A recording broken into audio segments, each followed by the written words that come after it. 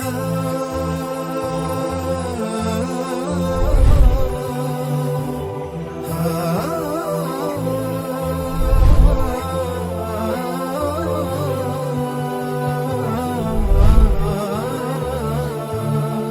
دعوت دے رہا ہوں استاد محترم جناب خالد محمود عباسی صاحب کو کہ وہ تشریف لائیں اور شبان المسلمین کا تاریخی پس منظر کے حوالے سے گفتگو فرمائیں۔ السلام علیکم ورحمۃ اللہ وبرکاتہ۔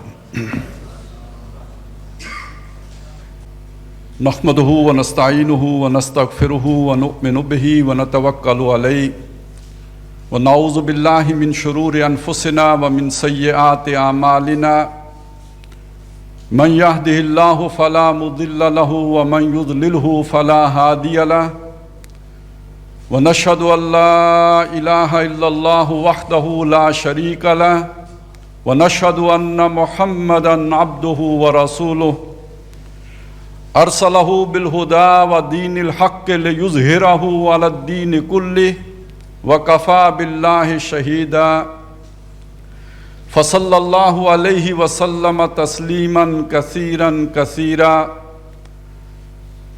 اما بعد فاعوذ باللہ من الشیطان الرجیم بسم اللہ الرحمن الرحیم وجاہدوا فی اللہ حق جہادہ هو اجتباکم وما جعل علیکم فی الدین من حرج ملت ابیکم ابراہیم هو سماکم المسلمین من قبل وفی ھذا لیکون الرسول شہیدا علیکم وتکونوا شہداء علی الناس فاقیموا الصلاة وآتوا الزکاة واعتصموا باللہ هو مولاکم فنعم المولا ونعم النصیر۔ صدق اللہ العظیم۔ رب اشرح لی صدری ویسر لی امری واحلل عقدۃ من لسانی یفقہوا قولی۔ اللہم الہمنا رشدنا واعذنا من شرور انفسنا۔ اللہم ارنا الحق حقا وارزقنا اتباعہ وارنا الباطل باطلا وارزقنا اجتنابہ۔ اللہم وفقنا لما تحب وترضى آمین یا رب العالمین۔ شبان المسلمین کے ساتھیوں، مجھے جس موضوع پر اظہار خیال کرنا ہے ابھی ثاقب الطاف صاحب کی جگہ پہ،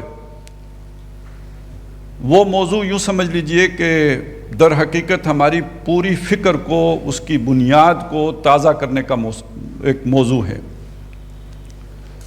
اس کو ہم یوں کہہ لیں کہ تنظیم اسلامی کے بعد اب جو ہم یہ شبان المسلمین بنا رہے ہیں تو اس کا تاریخی ہی نہیں، تاریخی اور فکری پس منظر کیا ہے۔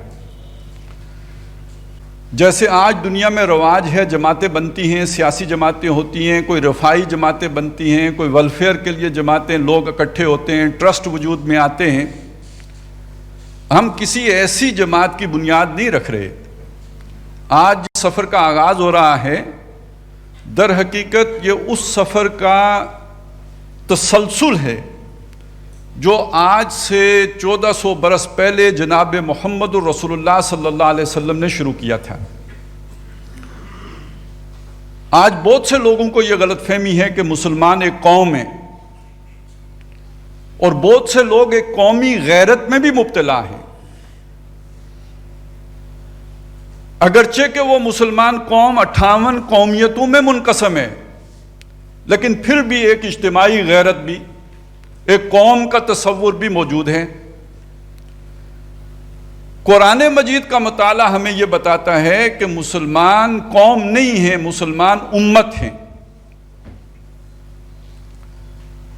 سورہ آل عمران میں بہت وضاحت کے ساتھ، بہت بالکل واضح الفاظ کے ساتھ یہ بات بتا دی گئی کہ کن تم خیر امتن، تم ایک بہترین امت ہو، قوم نہیں، امت ہو۔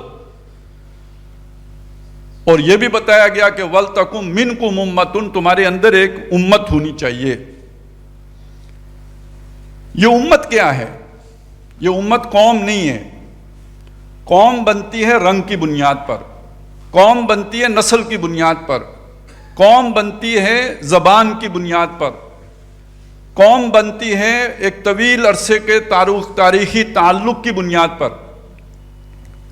یہ امت ہے، یہ ان میں سے کسی بنیاد پر نہیں بنتی، یہ نظریے کی بنیاد پر بنتی ہے. اور امت کے معنی ہوتے ہیں ہم مقصد لوگوں کا گروہ، ہم مقصد لوگوں کا اکٹھ، یہ امت ہے. یہ آپ سوچئے آج جن کو ہم مسلمان ہیں، کیا امت کا یہ معنی آج کے مسلمانوں کو معلوم ہے؟ معلوم ہے تو وہ مقصد کیا ہے جس مقصد کے لیے یہ امت بنی ہے؟ یہ خاص مقصد کے لیے بنی ہے. ان کے سامنے کوئی گول ہے، کوئی نصب العین ہے، کوئی ہدف ہے، کوئی کام ہے جس کو کرنے کے لیے اللہ تبارک و تعالیٰ نے یہ امت برپا کی تھی. وہ مقصد، وہ ہدف، وہ گول یہ بہت واضح ہے کہ وہ در حقیقت اللہ تبارک و تعالیٰ کا پیغام اپنے قول سے اور اپنے عمل سے باقی نوع انسانی تک پہنچانا ہے. کنتم خیر امت، تم بہترین امت ہو، اخرجت للناس، لوگوں کے لیے نکالی گئی ہو. تمہارا کام لوگوں کی بہبود ہے، لوگوں کی فوز و فلاح ہے. اور صرف مختصر منظر کے لیے نہیں، صرف اس دنیا کے لیے نہیں، صرف اس زندگی کے لیے نہیں، اس سے اگلی زندگی کے لیے بھی. مرنے کے بعد جس عالم میں آنکھ کھلنی ہے وہاں تک کے لیے تمہاری سوچ ہے لوگوں کی بھلائی کی، لوگوں کی خیرخواہی کی، لوگوں کو درست رستہ دکھا دینے کی. قرآن مجید کے تناظر میں دیکھیں تو اس کے پیچھے ایک اور فلسفہ بھی ہے. اس بھلائی اور خیرخواہی کے جذبے کے ساتھ ساتھ ایک جذبہ یہ بھی ہے کہ اللہ تبارک و تعالیٰ انبیاء اور رسل کے ذریعے سے جو اتمام حجت اقوام عالم پر کرتے رہے ہیں، اب ختم نبوت کے بعد وہ ذمہ داری اس امت پر عائد ہو گئی ہے کہ تمام انسانوں کے اوپر اللہ کی طرف سے یہ حجت قائم کرنا کہ آخرت میں اللہ کے سامنے کھڑا ہو کر کوئی یہ نہ کہہ سکے کہ اللہ مجھے معلوم نہیں تھا کہ مجھ سے تیری ڈیمانڈز کیا تھیں، مطالبے کیا تھے، میں نے کیا کرنا تھا اور مجھے کس سے بچنا تھا. یہ کام اس امت کے ذمے ہے، یہ اس کی اضافی ذمہ داری ہے جسے ہم اصطلاحاً کہتے ہیں قطع عذر، کہ کسی آدمی کے پاس اللہ کے سامنے پیش کرنے کے لیے کوئی بہانہ باقی نہ بچے. رسلا مبشرین و منذرین لئلا یکون للناس علی اللہ حجۃ بعد الرسل. یہ تمام جو نبی آئے جو خوشخبریاں بھی دیتے تھے اور خبردار بھی کرتے تھے، یہ اس لیے آئے کہ لوگوں کے پاس اللہ کے سامنے پیش کرنے کے لیے کوئی عذر باقی نہ رہے، کوئی بہانہ باقی نہ رہے. اس طرح یہ نبی اور رسول آ کر لوگوں کے کان کھول دیں، ان پر حقیقت آشکارا کر دیں، ان پر اللہ کا پیغام واضح کر دیں. یہ انبیاء اور رسول کا کام تھا. اب اس کام کے لیے اللہ نے اس امت کو بپا کیا ہے. کنتم خیر امت اخرجت للناس تأمرون بالمعروف وتنہون عن المنکر. یہ مسلمانوں کا کام ہے جو دنیا میں 1.5 ارب ہیں، لیکن مسلمان اپنا یہ سبق بھول گئے. مسلمانوں کو یہ سبق امریکیوں نے نہیں بلوایا، مسلمانوں کو یہ سبق ہندوؤں نے نہیں بلایا، یہ مسلمانوں نے خود دنیا میں پڑھ کر یہ سبق بھولا ہے. اور آج نہیں بھولے. یہ محمد الرسول اللہ صلی اللہ علیہ وسلم کا جو دور ہے اور دور خلافت راشدہ ہے، اس کے فوری بعد اپنے دنیا کی اغراض و مقاصد جو بھی ہیں، یا مجبوریاں کہہ لیجئے یا ضرورتیں کہہ لیجئے، ان میں پڑھنے کے بعد جب ملوکیت کا آغاز ہو گیا تو ملوکیت کے اپنے تقاضے ہیں. پھر مسلمان اس احساس ذمہ داری کے تحت لوگوں کے پاس نہیں گئے، بلکہ اپنی جو بھی دنیا مملکت کی توسیع ہو سکتی ہے، دوسروں کے جو بھی علاقے فتح کرنے کا خواب ہو سکتا ہے، اب یہ چیزیں در آئیں مسلمانوں کے اندر. اب وہ ایک اور طرح کی طاقت بن گئے، اب ایک طرح کی وہ اپنے زمانے کی سامراجی طاقت بن گئے.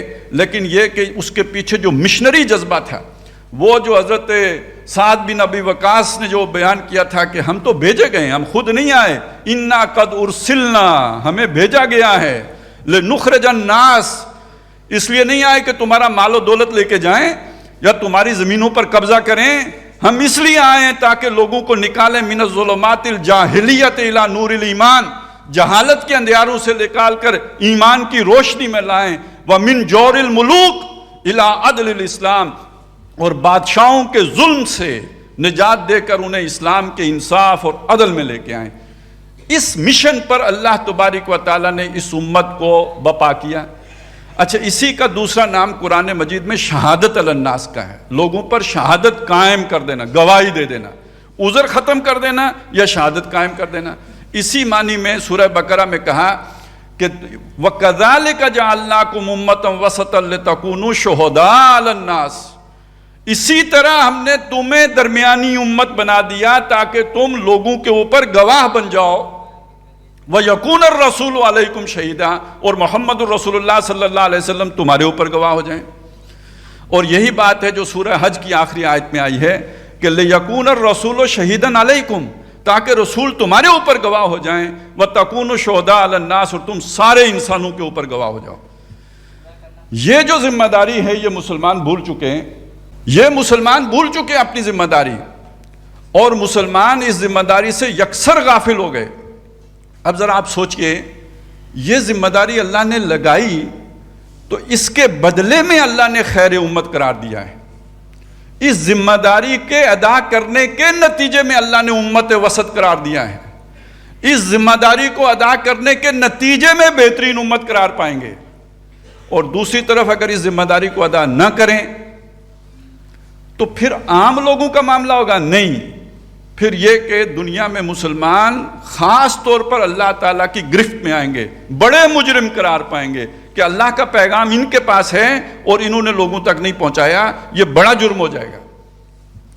قرآن مجید نے انبیاء اور رسل میں سے بھی ایک مثال ہمارے سامنے رکھی ہے۔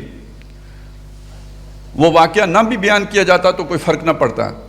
حضرت یونس علیہ السلام کا جو واقعہ بیان ہوا ہے، انہوں نے صرف اتنی بات ہوئی تھی کہ وہ جس جگہ پہ اللہ نے انہیں معمور فرمایا تھا اس جگہ کو اللہ کی اجازت ملنے سے پہلے چھوڑ دیا تھا، اتنی سی کمی رہ گئی تھی، اور اس کے نتیجے میں ہمیں صاف بتایا گیا کہ انہیں مچھلی کے پیٹ تک جو ہے وہ پہنچنا پڑا۔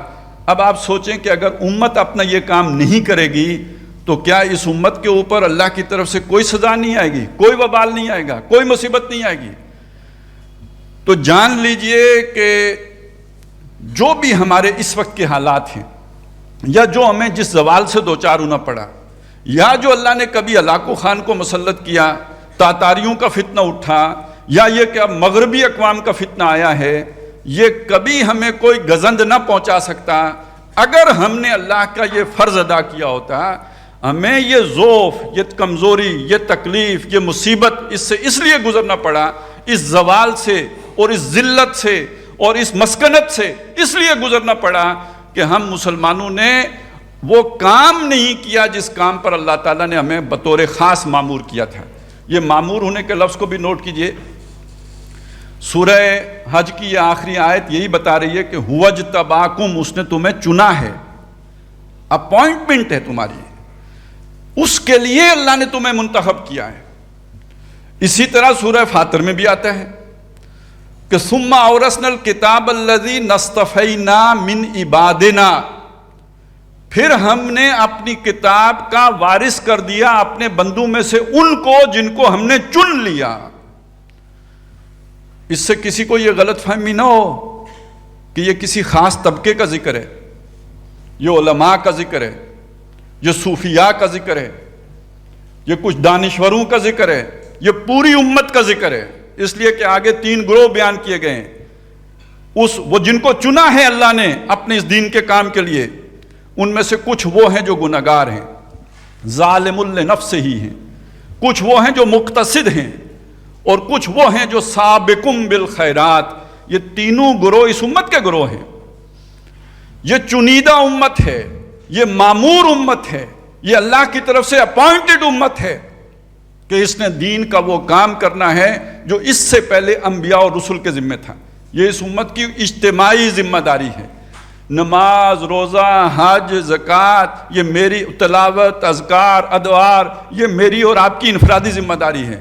لیکن جس امت کا ہم حصہ ہیں اس امت کے ایک اجتماعی ذمہ داری ہے۔ وہ امت کیوں بنی؟ وہ جماعت کیوں بنی؟ اس کے بننے کا مقصد کیا تھا؟ اس کو اللہ نے چنا، اللہ نے معمور کیا کہ اللہ کا وہ پیغام لوگوں تک پہنچائے۔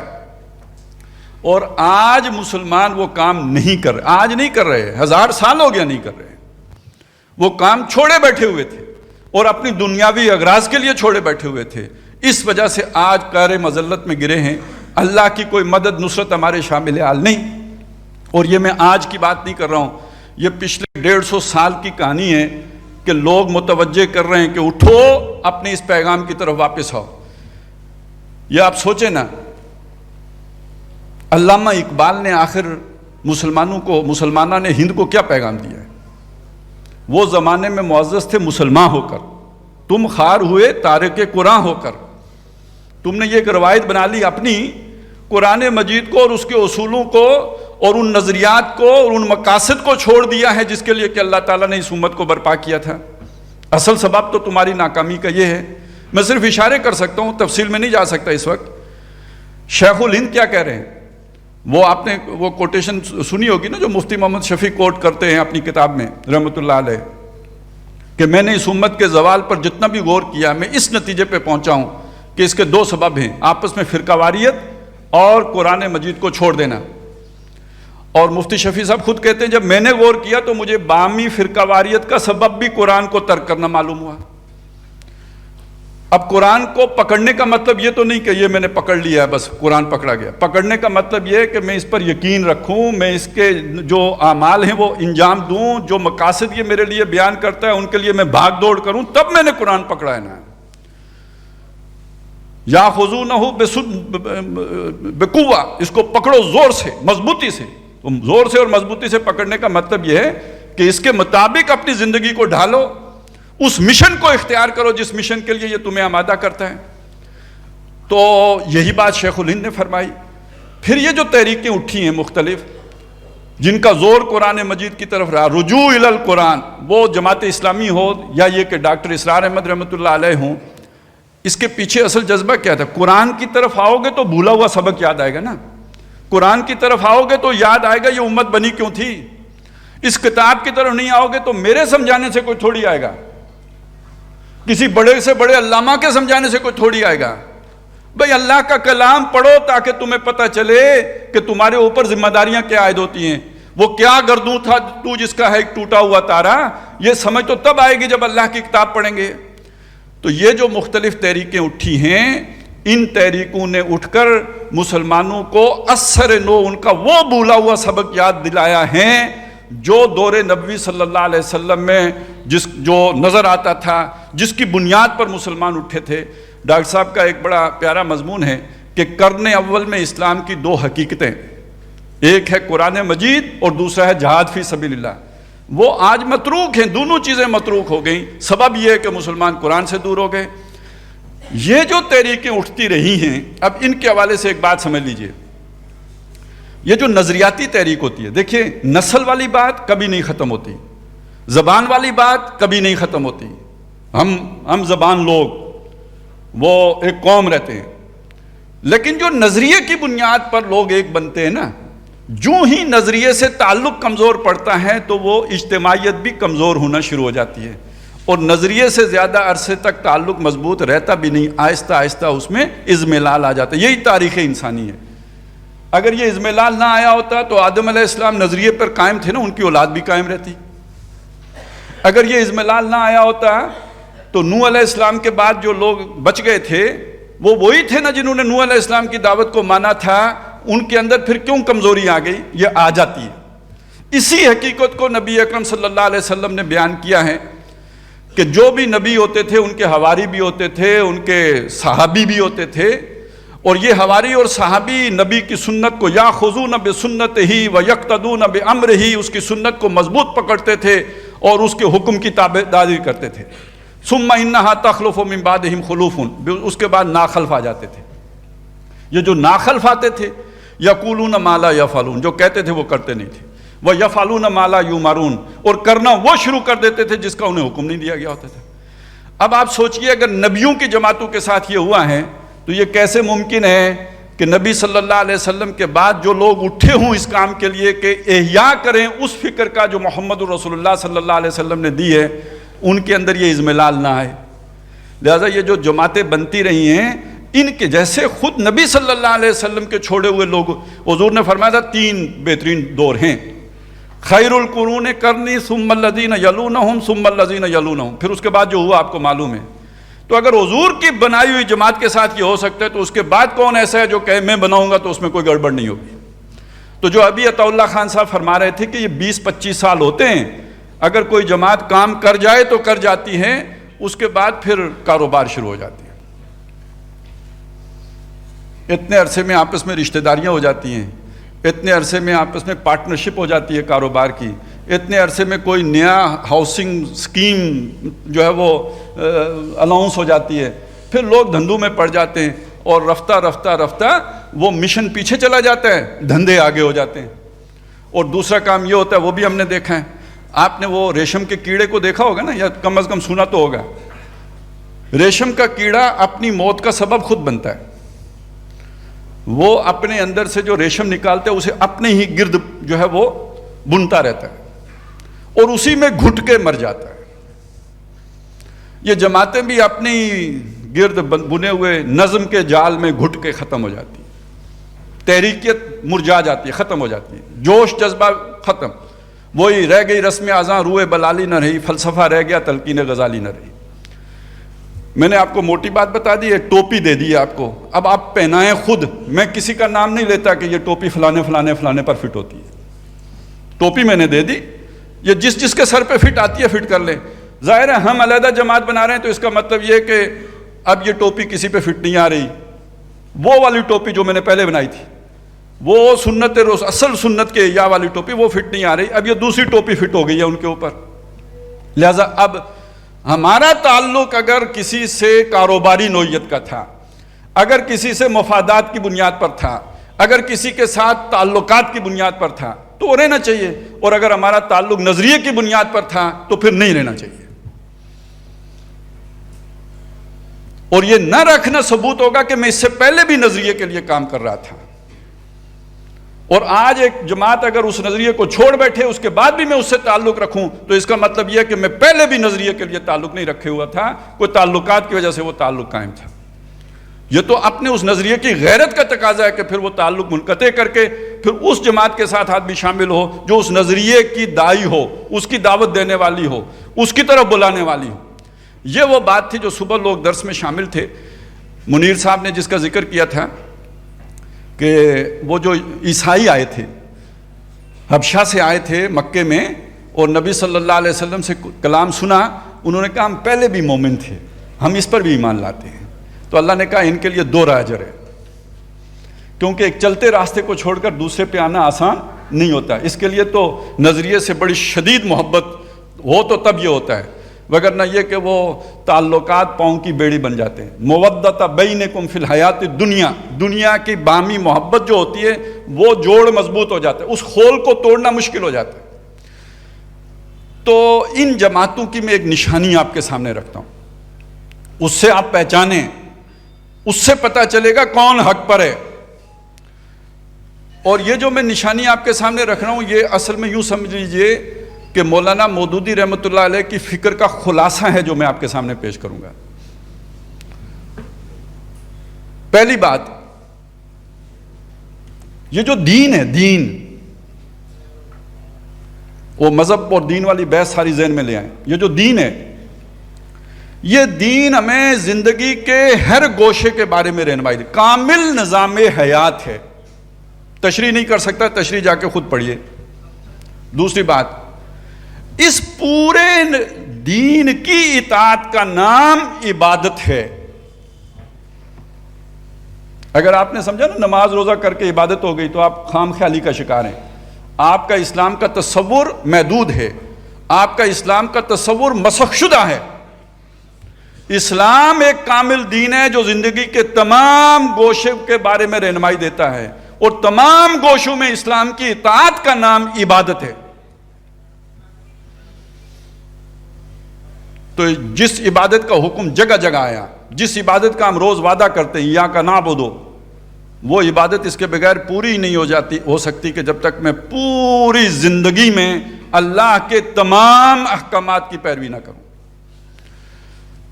اگلی بات، اس وقت جو دنیا میں مسلمان ہیں یہ قانونی مسلمان ہیں، یہ بہت اہم نکتہ ہے، یہ اس فکر کی بنیاد ہے، یہ فکر اٹھتی ہی یہیں سے۔ اس وقت دنیا میں جو مسلمان ہیں وہ قانونی مسلمان ہیں، انہیں اپنے اسلام کا شعور اور ادراک اور تقاضے معلوم نہیں ہیں۔ اور دوسرا اس کا حصہ جو دنیا میں کافر ہیں، وہ بھی قانونی کافر ہیں، انہیں بھی اسلام کی حقیقت کا تو پتہ نہیں ہے، ہم نے تعارف کرایا ہی نہیں۔ اور آج جو ہمارے سامنے کافر ہیں، جو ہمارے دشمن کافر ہیں، ان کا معاملہ بھی تو یہ ہے نا کہ اسلام کے ساتھ ہم نے جوڑ کیا دیا ہے؟ خودکش دھماکے، قتل و غارت گری۔ اور آج دنیا میں اسلام کا یہی تصور ہے نا۔ یا آج کے کافر ابو جہل جیسے کافر ہیں جس کو محمد رسول اللہ صلی اللہ علیہ وسلم نے پورا اسلام سمجھا دیا تھا۔ آپ خود اپنے سے سوال کریں نا، آج کے کافروں کو اس طرح اسلام کے بارے میں معلوم ہے جیسے محمد رسول اللہ صلی اللہ علیہ وسلم کے دور کے کافروں کو معلوم تھا؟ نہیں معلوم، کیونکہ ہم نے معلوم کروایا نہیں۔ تو آج کے کافر بھی قانونی کافر ہیں اور آج کے مسلمان بھی قانونی مسلمان ہیں۔ حقیقی مسلمان تب بنیں گے جب اس اسلام کو، ابھی جو میں نے بیان کیا، اسلام کامل نظام حیات ہے، اس سب کی اطاعت کرنے کا نام عبادت ہے، اس کو شعوری طور پر سمجھ کر قبول کریں گے، اب وہ ہوں گے حقیقی مسلمان۔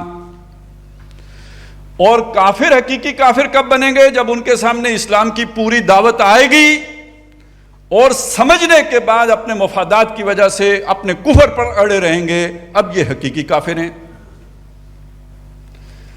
اب سوچ میں فرق نظر آ رہا ہے نا آپ کو؟ ایک عام سوچ میں اور اس سوچ میں زمین آسمان کا فرق ہو گیا۔ نبی صلی اللہ علیہ وسلم کے دور میں تو یہی تھی، اسی لیے ہم اسے کہتے ہیں یہ اس سوچ کو زندہ کیا جا رہا ہے، یہ احیائی فکر ہے، اس سوچ کو دوبارہ زندہ کر رہی ہے۔ اس سوچ کی جماعت ایک وکھری جماعت ہوگی، باقی جماعتوں سے ممتاز جماعت ہوگی، الگ تھلگ جماعت ہوگی۔ یہ چیز تھی کہ جس کو لے کے مولانا اٹھے تھے۔ اچھا، پھر اگلی بات، ہماری یہ دعوت، یہ جو دعوت لے کر ہم اٹھے ہیں، آج کے قانونی مسلمانوں اور قانونی یا کافروں دونوں کے لیے یکساں ہیں۔ یعنی اس دعوت میں شامل ہو کر آپ اس فرق و تفاوت سے جو قانونی ہے اوپر اٹھ جائیں گے، ایک نظر سے دیکھیں گے، یہ آپ کی وہ بنیادی سوچ بنے گی، یہ آپ کی فکر کی اساس ہے، یہ بنیاد ہے، یہاں سے آپ اٹھ کے آگے جائیں گے۔ اور یہ ذہن میں رکھیں، یہ جو ان کی تقریر ہے یہ تقسیم سے پہلے کی ہے، ہندو بھی وہاں پہ رہتے تھے، یعنی ہندوؤں کو بھی ہم اسی طرح دعوت دیں گے جیسے ہم مسلمانوں کو دعوت دیں گے۔ انگریز بھی تب یہی تھا، گویا انگریز کو بھی۔ اور اب جب دنیا گلوبل ولیج بن چکی ہے تو یہ سب ذہن میں رکھتے ہوئے اس بات کو سمجھنے کی کوشش کریں۔ آج سوچئے کہ جو ایشوز ہماری یہ احیائی طریقے لے کے کھڑی ہو جاتی ہیں، یہ ان کی اپنی اس بنیادی فکر کے ساتھ متصادم ہوتے ہیں۔ آپ نے دعوت دی ہے کسی کو کافر بنانے کے لیے، آپ نے نعرے تو لگا دیے کافر فلانا کافر فلانا کافر، لیکن آپ کی بنیادی فکر کیا تھی؟ اسی پہ لے کے آگے بڑھیے۔ جو کچھ اس وقت دنیا میں واقعات ہو رہے ہیں، اس پہ باقی جماعتوں کا رد عمل کچھ ہونا چاہیے، لیکن یہ احیائی جماعتوں کا رد عمل تو کچھ اور ہونا چاہیے اس فکر کی روشنی میں۔ یہ وہ شے ہیں جس کو کوئی بھی لے کے چلتا ہے تو 10 سال 15 سال کے بعد تھک جاتا ہے۔ مشکل بات ہے نا، اپنے معاشرے میں بھی اس کو کوئی سہارنے کے لیے تیار نہیں ہوتا، اس کو کوئی قبولنے کے لیے تیار نہیں ہوتا۔ یہ وہ اجنبی سوچ ہے، بدا الاسلام غریباً فسیعود کما بدا۔ لیکن یہ کہ اللہ کی سنت ظاہر ہوتی ہے، اور وہ سنت یہ ہے کہ اس امت میں ہر وقت ایک گروہ ایسا ضرور موجود رہے گا جو حق پر قائم رہے گا۔ اس کے تحت جب کوئی ایک گروپ تھکتا ہے تو کسی اور کو اللہ تعالیٰ جذبہ تازہ عطا کر دیتا ہے، وہ پھر کام کا سر نو آغاز کرتا ہے۔ اور اس میں اللہ کی طرف سے کیا برکت ہوتی ہے یہ کوئی ہم سے پوچھے کہ جنہوں نے کبھی سوچا بھی نہیں تھا کہ ہم یہ بھی کر سکتے، اور ہمارے اندر اس کی بھی اہلیت ہے اور صلاحیت ہے اور اس کا پوٹینشل ہے، لیکن یہ کہ ایک جذبہ ضرور تھا، ایک ولولہ ضرور تھا، ایک اندر دکھ اور افسوس ضرور تھا کہ یہ جو کیا اعلیٰ چیز تھی جس کو ہم لے کے چلے تھے جو اب نظروں سے اوجھل ہو رہی ہے۔ اور ایسے ہم درد، ایک درد رکھنے والے لوگ ایک دکھ رکھنے والے لوگ، جب ہم اکٹھے ہوئے تو اللہ تعالیٰ نے وہ برکت عطا کی کہ ہم سوچ بھی نہیں سکتے تھے۔ بہرحال اس کا ایک نتیجہ آپ کے سامنے ہے، اور دور بدل رہا ہے۔ دور بدل اس اعتبار سے رہا ہے کہ آپ یہ دیکھیے کہ نبی صلی اللہ علیہ وسلم مکے میں کوشش کر رہے ہیں، محنت کر رہے ہیں، جد و جہد کر رہے ہیں، تگ و دو کر رہے ہیں، نتیجہ نہیں نکل رہا۔ بلکہ آپ ذرا یوں دیکھیے، چلیں بڑا اچھا کمپیریزن آپ کے سامنے آ جائے گا۔ 13 سال مکے کے، صلح حدیبیہ ہو رہی ہے 6 ہجری میں، 13 اور 6 19 سال۔ صلح حدیبیہ کے موقع پہ کتنے لوگ حضور صلی اللہ علیہ وسلم کے ساتھ تھے؟ ایک روایت کے مطابق 1400 اور ایک روایت کے مطابق 1800۔ 19 سالوں کی محنت، اور کس کی محنت؟ محمد الرسول اللہ کی محنت صلی اللہ علیہ وسلم۔ 1800 لوگ، اور اس سے آگے دیکھیے 2 سال کے بعد مکہ فتح ہو رہا ہے 8 میں۔ اب حضور صلی اللہ علیہ وسلم کے ساتھ کتنے لوگ تھے جس دن مکہ پر حملہ کرنے کے لیے آپ گئے ہیں؟ 10,000۔ 19 سالوں میں 1800، اور صرف 2 سالوں میں یوں سمجھ لیجئے کہ 16,000 کا اضافہ ہو گیا۔ یہ کیا ہے؟ اسے میں کہتا ہوں دن بدل رہے ہیں۔ کوئی دن وہ ہوتے ہیں آپ محنت کرتے رہتے ہیں، کرتے رہتے ہیں، کرتے رہتے ہیں، کرتے رہتے ہیں، کرتے رہتے ہیں، نتیجہ سامنے نہیں آتا۔ اور کوئی دن وہ آتے ہیں آپ تھوڑی محنت کرتے ہیں، زیادہ نتیجہ سامنے آ جاتا ہے۔ کہتے ہیں، وہ ہمارے یہاں ایک محاورہ بھی ہے نا کہ ایک وقت وہ ہوتا ہے کہ آپ سونے کو ہاتھ لگائیں مٹی ہو جاتے ہیں، اور کبھی کبھی گردش ایام پھر وہ دن بھی لے آتی ہیں کہ آپ مٹی کو ہاتھ لگائیں سونا ہو جاتی ہے۔ یہ ہوتا ہے یا نہیں ہوتا ہے؟ یہ وہ جو فرق ہوتا ہے، ایک دور ہوتا ہے کہ جس میں اللہ تعالیٰ آزما رہے ہوتے ہیں، اور ایک دور وہ آتا ہے جب اللہ کی مدد آ جاتی ہے۔ امتحان کا دور اس کے اور اصول ہیں، اور مدد کا دور اس کے اور اصول ہیں۔ یہ جو ہماری مسائی ہے، جس کا علم ہم نے اب اٹھایا ہے، اس کو بھی تو اب 400 سال بیت چکے ہیں۔ مجدد الف ثانی سے یہ کہانی چلی ہے۔ یہ کوئی ہم نئے نویلے تو نہیں ہیں، ما کنت بدعا من الرسل والے انداز ہے کہ یہ کوئی نئی بات تو ہم نے نہیں شروع کی۔ ویسے تو اس کا جو بیج ہے وہ تو محمد رسول اللہ نے ڈالا ہے صلی اللہ علیہ وسلم، اور تمام انبیاء اور رسول در حقیقت یہی کام پہلے بھی کرتے رہے، اس سے بھی پہلے کرتے رہے۔ لیکن یہ کہ ہمارے اس خطے میں تو یہ 400 سال کی ایک علیحدہ اس کی کاوش ہے، کوشش ہے، جد و جہد ہے، محنت ہے، اس کا ہم تسلسل ہیں۔ لیکن اس جد و جہد کے دوران جو ایک وقت گزرا، بڑے بڑے اکابر گزرے، لیکن یہ کہ ابتدا اس طرح نہیں ہو سکی۔ آپ دیکھیں نا، ابوالکلام آزاد کی ساری محنت کا نتیجہ کیا نکلا کہ بالآخر مایوس ہو کے کانگریس میں شامل ہونا پڑا۔ باقی بھی آپ کے سامنے ہے، کتنی محنت ہوئی، کیسی کیسی شخصیات کی محنت ہوئی، نتیجہ نہیں نکلا۔ مولانا امین حسن اصلاحی کا ایک قول ہے، وہ کہتے ہیں جب سے میں نے 2 باتیں انہوں نے علامہ اقبال کو پڑھ کے کہیں، بہت لیٹ پڑھا، بعد میں پڑھا۔ انہوں نے ایک بات تو یہ کہی کہ میں اس شخص کو پڑھ کے حیران رہ گیا کہ جن چیزوں کے بارے میں میرا زوم تھا کہ یہ صرف مجھ پر کھولی ہیں اللہ تعالیٰ نے، جب میں نے علامہ اقبال کو پڑھا تو مجھے اندازہ ہوا کہ وہ شخص ان باتوں تک مجھ سے بہت پہلے پہنچ چکا تھا۔ اور دوسری بات کہ بڑی مایوسی ہوئی کہ علامہ اقبال جیسی شخصیت گزرنے کے بعد بھی جو قوم نہیں جاگی اس کو ہم کیسے جگائیں گے؟ ایسی ایسی شخصیات کی محنت نتیجہ خیز نہیں ہو سکی۔ جماعت اسلامی کیسی، یعنی اب تو لوگ کسی اور انداز میں کسی اور جماعت کو جانتے ہیں۔ آپ سوچیں، میں صرف میاں طفیل صاحب کا ایک آپ کو بتا دوں، اسی سے اندازہ ہو جائے گا کہ یہ وکیل بنے۔ کہتے تو یہ ہیں، واللہ عالم صحیح ہے کہ نہیں، کہ بڑے گاؤں، سارے گاؤں والوں کی خواہش تھی کہ وکیل بنے، مدد بھی تھی، اور بہت لوگ خوش تھے کہ وکیل ہو گئے۔ انہوں نے مولانا مودودی کو پڑھ کے فیصلہ کیا کہ میں انگریز کے قانون کے تحت وکالت نہیں کرتا، اور پھر ساری زندگی جماعت میں لگا دی۔ آپ ذرا سوچیں، اپنا پروفیشن چھوڑ دیا۔ کسی آدمی کے لیے اپنا پروفیشن، اپنا پیشہ، اپنا کیریئر چھوڑ کر سارا اپنے آپ کو دین کے لیے لگا دینا کوئی چھوٹا موٹا فیصلہ ہوتا ہے؟ ایسے ایسے لوگ جماعت نے پیدا کیے، نتیجہ جو ہے وہ آپ کے سامنے ہے۔ پھر تنظیم میں رہ کے ہم نے خود دیکھا کیسے کیسے لوگوں کی محنت تھی۔ خود ڈاکٹر صاحب کیا کس کیلیبر کے آدمی تھے، کتنی جاں فشانی سے انہوں نے کام کیا، اور صرف وہ نہیں، پوری ٹیم۔ نتیجہ نہیں، ان کے مقابلے میں ہم سارے ہی کم کوش ہیں، بے حیثیت ہیں، نہ ہمارا وہ علمی مقام، نہ ہماری وہ جد و جہد، نہ ہماری وہ اثار و قربانی، لیکن ہماری اس تھوڑی محنت کے اندر اللہ نے یہ جو برکت ڈالی ہے، یہ معلوم ہوتا ہے کہ دور بدل گیا ہے، یہ معلوم ہوتا ہے کہ اب حالات اور آ گئے ہیں، یہ صلح حدیبیہ سے بعد والا دور گویا شروع ہو گیا ہے۔ تو ہم اپنے سفر کا آغاز اس یقین کے ساتھ کر رہے ہیں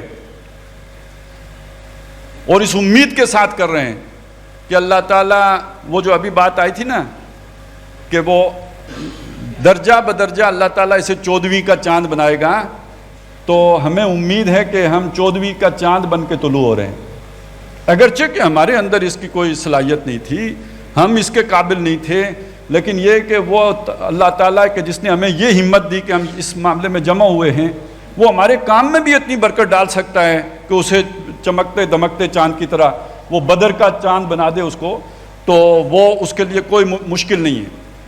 اور جس طرح کی مدد اس عرصے میں ہوئی ہے، جو چیزیں ہمیں پہاڑ معلوم ہوتی تھی، جیسے اللہ تعالیٰ نے رائی کی طرح آسان کر دی ہیں، اس سے لگتا ہے کہ یہ کام جو ہے وہ اس جو ہماری اٹھان ہے اس کے نتیجے میں انجام خیز ہوگا اور اس کا کوئی بہتر انجام ہو جائے گا۔ لیکن میری آپ سے جو گزارش ہے وہ کیا ہے، یہ فکر تقریروں سے سمجھ میں نہیں آتی ہے، یہ فکر تقریروں سے سمجھ میں نہیں آتی ہے۔ آپ اس کام میں دو باتیں، ایک یہ کہ مطالعہ بڑھائیں، کتابیں پڑھیں، جو کتابیں آپ کو نہیں سمجھ آتی ان کا باقاعدہ سٹڈی سرکل بنا کے انہیں پڑھیں، یا جو لوگوں نے پڑھائی ہوئی ہیں، اب تو ان کی ویڈیو کیسٹس موجود ہیں، ویڈیو میں موجود ہیں، وہ سنیں۔ ایک چیز تو یہ کریں، اس سے آپ کی فکر کو یعنی ذہنی طور پر عقدے کھلیں گے، اور اصل میں یہ فکر سمجھ میں آتی ہے عمل کے میدان میں آ کر۔ آپ باہر نکلیں گے، آپ دوسروں کو سمجھائیں گے، ان کے سوالات آئیں گے، وہ آپ پر اعتراضات کریں گے، وہ آپ کو ستائیں گے، ان کے سوالات آپ کو رات نیند نہیں آنے دیں گے، تب جا کے جب اس کا جواب آپ اندر سے تلاش کر کے لائیں گے تو وہ آپ کی فکر کا حصہ بنے گا۔ اور اصلاً قرآن مجید بھی اسی طرح اپنا آپ پہ کھولتا ہے۔ جن لوگوں نے تفسیروں میں سینکڑوں تفسیریں پڑھ لی، انہوں نے معلومات کا خزانہ تو جمع کر لیا، لیکن کوئی منظم سوچ نہیں بن سکی، کوئی فکر نہیں بن سکی، کوئی قرآن مجید ان پر اس طرح جو ہے وہ واہ نہیں ہو سکا۔ لیکن جن لوگوں نے قرآن مجید کو لے کر گلیوں میں نکلے ہیں، لوگوں کو سمجھایا ہے، ان کا معاملہ بالکل مختلف ہے۔ ان کو تو گویا وہ ان کا اپنا قرآن بن گیا ہے۔ مولانا مودودی رحمۃ اللہ علیہ نے تفہیم کے بالکل آغاز میں یہ بات لکھی ہے، اور بہت صحیح انداز میں اس کا ذکر کیا ہے کہ قرآن مجید ایسی کتاب نہیں ہے کہ آپ لائبریری میں بیٹھ کر اس کو سیکھ لیں۔ جیسے صحابہ کرام اسے لے کے نکلے تھے گلیوں میں، لوگوں میں اترے تھے، یہ عمل کے ذریعے سیکھی جاتی ہے، یہ ایک تحریک کا تقاضا کرتی ہے۔ جب آپ اس تحریک کا حصہ بنیں گے تب یہ کتاب اپنا آپ پر کھولے گی۔ ایک مضمون ہے چھوٹا سا قرآن مجید میں، یہودی کہتے تھے قلوبنا غلف، ہمارے دلوں کے اوپر پردہ ہے، غلاف ہے۔ اس سے ملتی جلتی بات یہ ہے کہ وہ یہ بھی کہتے تھے کہ ہمارے دلوں کے اوپر اکنتن علی قلوبنا، ہمارے دلوں کے اوپر یعنی ہمیں نہیں سمجھ آتی، چھوڑیں آپ۔ حضرت نوح علیہ السلام سے کہا گیا کہ نوح تو نے بہت ہم سے مباحثہ کر لیا، فاکثرت جدالنا، تو نے بڑی باتیں کر لی، لیکن ہمارے پلے کچھ نہیں پڑتا۔ حضرت شعیب علیہ السلام سے کہا گیا ما نفقہ کثیرا مما تقول، اے شعیب جو کچھ آپ کہتے ہو ہمیں تو سمجھ ہی نہیں آتی۔ آپ نے ترجمہ مجھ سے سن لیا، تفسیروں میں بھی جا کے پڑھ لیں، لیکن آپ کسی آدمی کے پاس جائیں، کوئی آپ کا عزیز ہو، کوئی آپ کا بڑا ہو، رشتے میں بھی بڑا ہو، عمر میں بھی بڑا ہو، اس کے سامنے جا کے دین کی یہ دعوت پیش کریں، وہ آدھا پونا گھنٹہ آپ کی بات سننے کے بعد کہے آپ سے کہ آپ کہنا کیا چاہتے ہیں.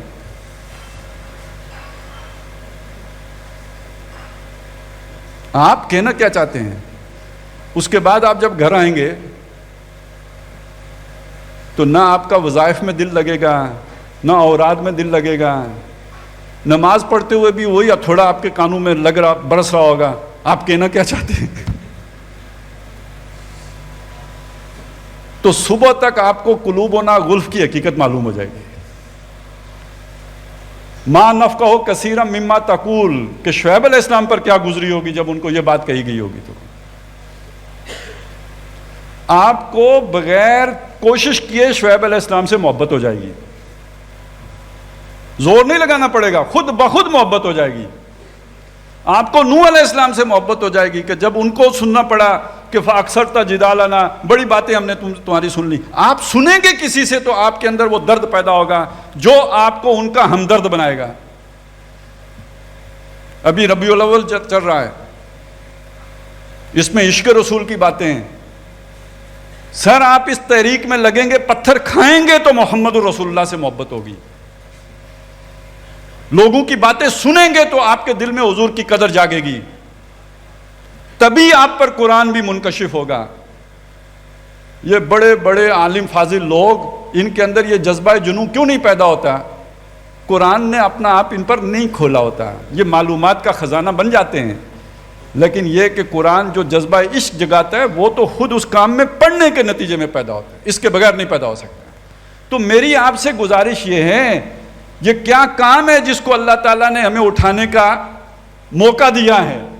یہ وہ کام ہے جو انبیاء اور رسول کا کام تھا. یہ وہ کام ہے جس کے لیے یہ امت بپا کی گئی. جس کو امت نے ترک کیا تو آج ذلیل و خوار ہو گئی.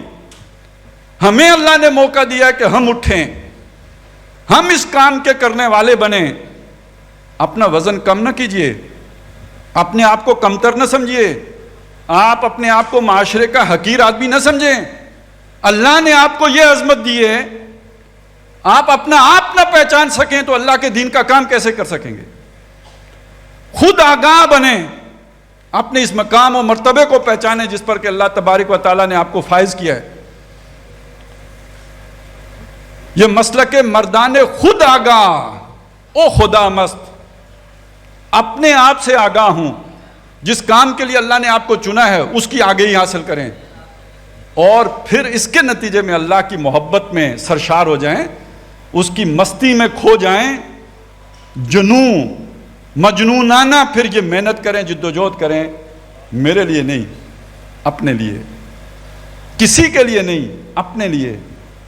یہ اللہ کے لیے بھی نہیں ہے، اللہ کے رسول کے لیے بھی نہیں ہے، میرے لیے بھی نہیں ہے، یہ شبان المسلمین کے لیے بھی نہیں ہے.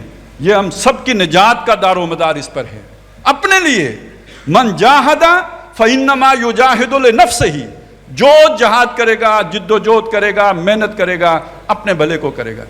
لیکن اگر میں بھی وہ جہاد اور جد و جہد کر رہا ہوں، آپ بھی وہ کر رہے ہیں، تو کیسا ہے کہ مجھے آپ سے محبت نہ ہو؟ کیسے ہے کہ آپ کو مجھ سے محبت نہ ہو؟ اور اگر وہ محبت نہیں ہو رہی تو اس کا مطلب ہم میں سے کوئی ایک ضرور کھوٹا ہے.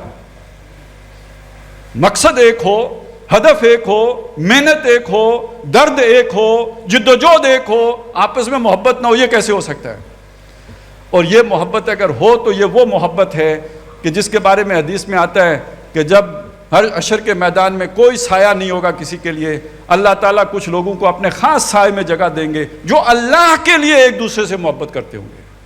ہماری یہ محبت اس لیے نہیں ہونی چاہیے کہ ہمارے کوئی مفادات جڑے ہوئے ہیں، اس لیے ہونی چاہیے کہ اللہ کا دین غریب ہے، اللہ کا دین اجنبی ہو گیا ہے. آج اللہ کی مخلوق، اللہ کے بندے، اللہ کے جو فرما بردار ہو سکتے ہیں وہ اس لیے اس دین سے دور ہیں کہ ان کو دین کی حقیقی تعلیمات پہنچی نہیں ہیں. تو یہ ہمارا کام ہے، اور یہ دین ہم نے دنیا تک پہنچانا ہے، اور یہ پہنچانے کے لیے ہم نے ان کو عملی نمونہ اپنا پیش کرنا ہے، صرف انفرادی طور پر نہیں بلکہ ایک نظام قائم کر کے، نظام خلافت بپا کر کے، جیسے کہ محمد رسول اللہ صلی اللہ علیہ وسلم دنیا میں ایک نظام بنا کر گئے تھے اور ان کے صحابہ نے اس کو آگے بڑھایا تھا. یہ اتمام حجت تب کامل ہوگی جب ہم وہ نظام قائم کر کے دنیا کو دکھا دیں گے. اس کے لیے ہم نے یہ جماعت بنائی ہے، پہلے بھی بنتی رہیں پھر دنیا میں کھو جاتی رہیں، اب یہ بنائے ہیں، دعا کریں اللہ تعالیٰ اسے توڑ پہنچائے، یہ اپنے مقصد میں کامیاب ہو. نہیں تو یہ کوئی نیا گمراہی کا سبب تو نہ بنے کہ ہم ایک کام نہ کر رہے ہوں، دعویٰ کر رہے ہوں کہ ہم اقامت دین کا کام کر رہے ہیں۔ جب یہ کام چھوڑیں تو اللہ پھر ہمیں توفیق دے کہ ہم اعلانیہ چھوڑیں، جیسے ابوالکلام چھوڑ کر چلے گئے کانگریس میں، دھوکہ کسی کو نہیں دیا۔ لیکن آپ کام چھوڑ بھی دیں اور کہیں جی ہم 100% اقامت دین کا کام کر رہے ہیں، تو دھوکے بازی بھی آپ پر، یہی لعنت ہے جو پھر اللہ کی طرف سے پڑ جاتی ہے۔ کام چھوڑنے کے نتیجے میں ساتھ جھوٹ، فریب، دغا بھی آ جاتا ہے۔ اللہ تعالیٰ اس سے بچائیں اور ہمیں جو ہے وہ اول یہ کہ سیدھا رکھے، اور اگر ہم کبھی ٹیڑھے ہوں تو کم از کم اعلان کر کے ٹیڑھے ہوں۔ اللہ کو تو معلوم ہی ہے ہم ٹیڑھے ہو گئے، لوگوں کو بھی بتائیں کہ ہم اب اس کام سے فارغ ہو گئے، ہم میں ہمت نہیں ہے وہ کام کرنے کی۔ اور لیکن یہ کہ دعا ہماری یہ ہونی چاہیے کہ اللہ تعالیٰ ہمیں استقامت عطا فرمائے۔ اقول قولی ھذا واستغفر اللہ لی ولکم ولسائر المسلمین والمسلمات۔